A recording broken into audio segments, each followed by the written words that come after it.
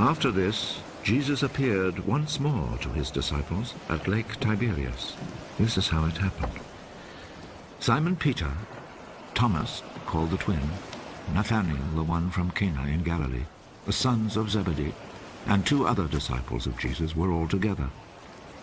Simon Peter said to the others, I'm going fishing. "We will come with you," they told him.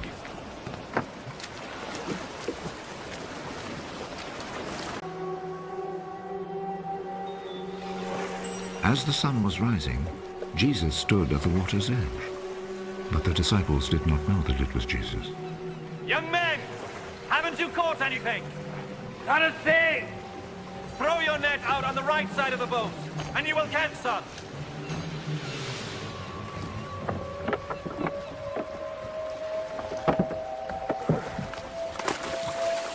So they threw the net out and could not pull it back in, because they had caught so many fish. Even though there were so many, still the net did not tear. Come and eat. None of the disciples dared ask him, "Who are you?" because they knew it was the Lord. So Jesus went over, took the bread, and gave it to them. He did the same with the fish. This then was the 3rd time Jesus appeared to his disciples after he was raised from death. After they had eaten, Jesus said to Simon Peter, Simon, son of John, do you love me more than these others do?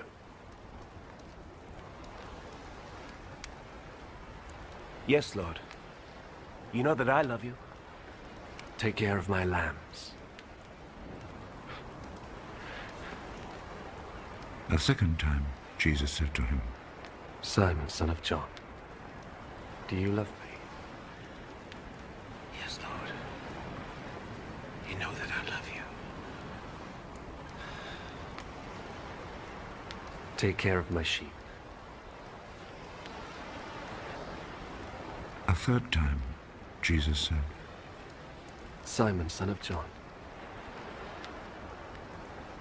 do you love me?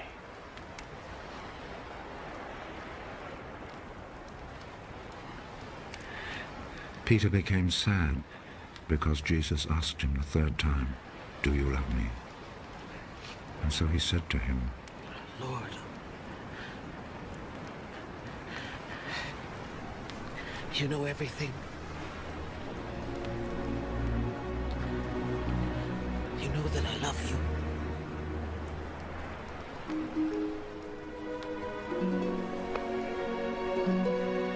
Take care of my sheep.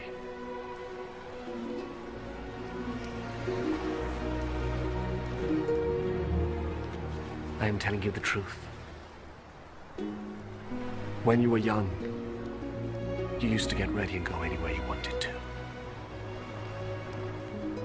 But when you are old, you will stretch out your hands, and someone else will tie you up and take you where you don't want to go. In saying this, Jesus was indicating the way in which Peter would die and bring glory to God. Then Jesus said to him, Follow me. Peter turned round and saw behind him that other disciple whom Jesus loved, the one who had leaned close to Jesus at the meal and had asked, "Lord, who is going to betray you?" When Peter saw him, he asked, Lord, what about this man?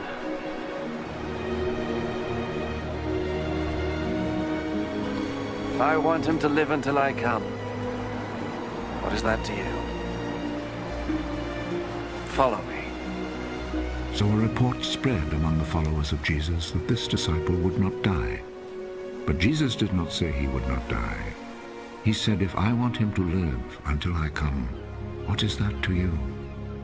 He is the disciple who spoke of these things, the one who also wrote them down, and we know that what he said is true. Now there are many other things that Jesus did. If they were all written down one by one, I suppose that the whole world could not hold the books that would be written.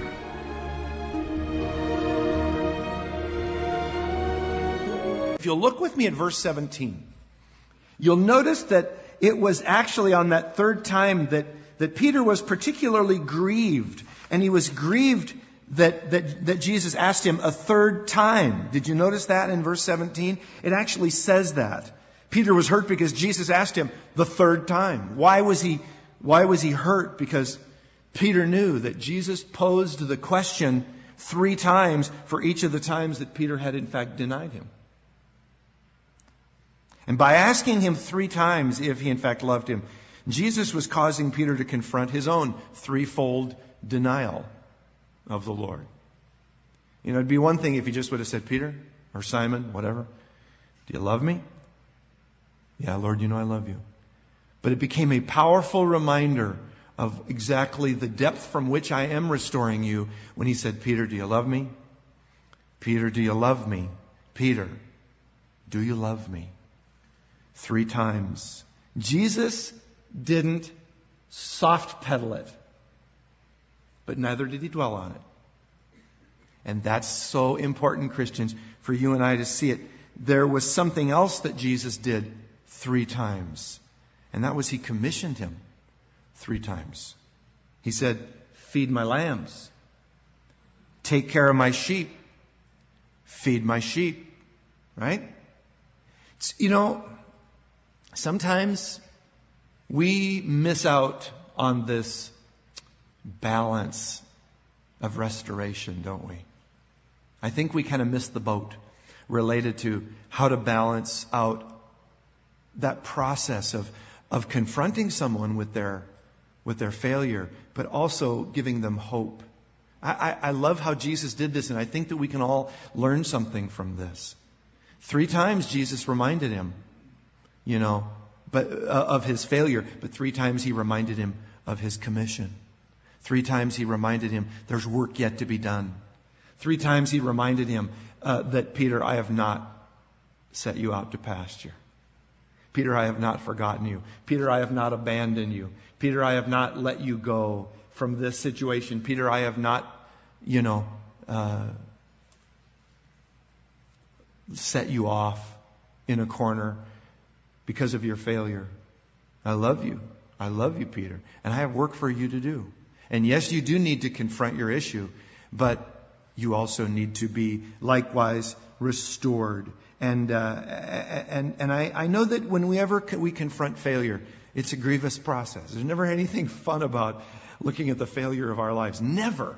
But it's so important. Because if we don't really confront the failure, if we just kind of roll on through life like nothing ever really kind of happened, and that's the other thing, some of you guys know who you are. You don't like to confront, people. You don't like confrontation really at all. And so when someone does something that is, for all intents and purposes, a real true failure, your natural inclination is just to kind of, you grieve about it for a while, but you grieve about it by yourself, and then you just kind of let it go. Well, sort of thing, that's just kind of the way it is. And we'll just, Man, whether it's a child or whether it's an employee or whether it's a ministry partner or whatever, and then what you end up doing is you end up building up resentment because you haven't confronted it. And the other person really didn't learn the lesson they needed to learn because you didn't confront it. And then the next time something happens, you're all the matter. And then if you don't confront it that time, and then by the next time something happens, man, you're going to blow your stack. And you're going to do something that you regret. There needs to be forgiveness, sure. There needs to be reconciliation, but there needs to be confrontation. I love how Jesus very beautifully combines that aspect of confrontation and restoration. Peter, do you love me? 3 times. Okay then. Now feed my sheep. Feed my lambs. Tend my sheep. Take care of the flock, Peter. There's work to be done. I haven't put you off. You're not sitting on the bench for the rest of the game because, I'm not going to just slap your wrist and say, well, you're out, buddy. No more for you. I need you, Peter. You're an important element of what I want to do. But you also need to recognize you were the man who flapped your gums pretty loudly. You were the guy who liked to, be the first one off the bench. Coach, I can do it. Man, just give me the ball. I can do it. I'll score a touchdown every time. And you were always there, and I appreciated your heart, I appreciated your fervor, and I appreciated your zeal, but I think you've learned some lessons about yourself. Have you not, Peter? Have you not recognized that, in and of your own power, all you really get around to doing is denying me in front of slave people and cutting off people's ears? And Peter, don't you realize that you need me? You need my power. You need the direction of my word in your life. You need my wisdom. I just showed you that just by telling you, throw your net over the other side of the boat and see if you'll catch some fish there. Whoa, we got more fish than we can handle. See, that's me telling you again, Peter. You need to follow my direction. But I love you, Peter. And I'm not done with you by any stretch of the imagination. So let's get to work now. I just really think that this was so important. I think Peter so desperately needed to fail. And as cruel as that may sound, I don't think it is cruel. In fact, I think it's cruel for God to let us carry on in our delusions.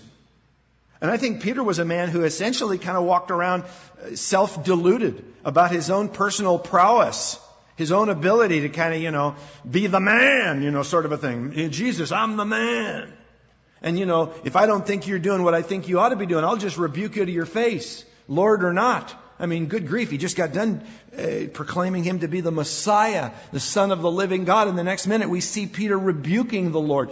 So what's up with that? Peter thinks he's the man. He's kind of stepping out, He's the guy who's always taken the bull by the horns, and there's nothing wrong with that essentially. But when it's done in the power of self, you see, it's not acceptable, and it's not going to go anywhere.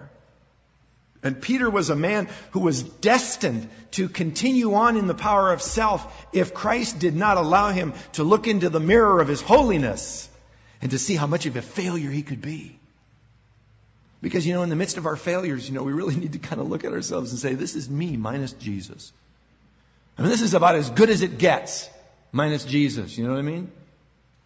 And how desperately it was important for Peter to understand that if he's going to be in a position of leadership, he must be broken. He must be. Leaders must be broken. They must be broken from the attitude of self that says, I can do this. And they must take on the attitude that Christ wants us to have. I can do all things through Him, through Christ, but in and of myself, I can do nothing. Without that attitude, there should be no leadership. Anybody who desires leadership and is not broken is not ready to be a leader. Because they'll end up hurting the flock. The third observation that I want to bring out from this passage, and this is pretty simple, is that love is the key to all service. And by the way, not love of self. Love of God. Did you notice that Jesus didn't ask him, are you sorry, Peter? Are you sorry? We do that to our kids sometimes, don't we? It's because we wonder if they are. He didn't ask him, Peter, do you promise never to do that again? Come on. Put your hand over your heart, your other hand pointed toward heaven. Repeat after me. I, Pete, will not repeat. Or something like that. What he does ask Peter is, Simon, do you love me? I find that fascinating. It's probably the most important question that Jesus could have asked Peter. It's about the most important question, I think, that can be asked of anyone who wants to serve God. I think before we send anybody out or before we send anybody to do a work of any ministry at all, I don't care if it's cleaning the toilets, mopping the floor, or going on a mission to, wherever, the uttermost parts of the earth, we probably ought to ask them before they leave. Oh, by the way, do you love Jesus? What a great question.